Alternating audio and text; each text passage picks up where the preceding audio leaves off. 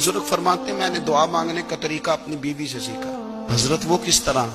फरमाने लगे मेरी बीवी ने ना मुझे कोई काम बताया, कुछ पैसों की जरूरत के लिए कहा, तो मैंने उसे कहा कि भाई अभी मेरे पास नहीं है, कुछ दिनों में आते हैं तो मैं दे दूंगा। औरतों की आदत होती है, वो बार बार याद कराती हैं। 2-4 दिनों के बाद फिर उसने कहा हजरत वो मैंने कहा था कुछ पैसे, मैंने उसे कहा कि अभी मेरे पास नहीं है, कुछ दिनों में मिलते हैं तो मैं तुम्हें दे दूंगा। उसने कुछ दिनों के बाद फिर कहा हुजूर वो मैंने कुछ पैसे कहे थे। फरमाते मैंने डांट दिया, मैंने कहा कि क्या तू रोज मुझे शर्मिंदा करती है, कहा ना मेरे पास नहीं है, होंगे तो दे दूंगा, तू रोज याद कराती है। फरमाते उसने पहले तो मेरी डांट को सहा, फिर मेरे सख्त जुमलों ने उसकी आंखों में आंसू पैदा कर दिए, फिर उसने अपने आंचल में अपने उस दुख को समेटा और फिर उसने एक जुमला कहा तो मैं रो पड़ा और मुझे अपने रब से मांगने का तरीका आ गया।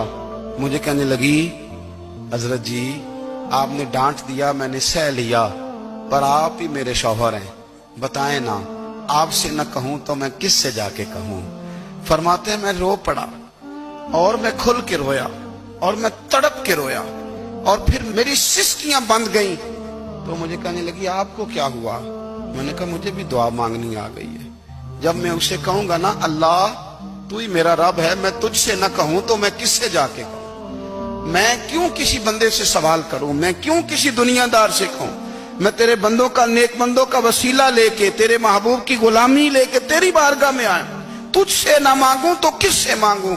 समझ आ गई है, जब मैं इस रंग में मांगूंगा तो तेरा रब मेरे ऊपर बड़ा ही फजल फरमाएगा।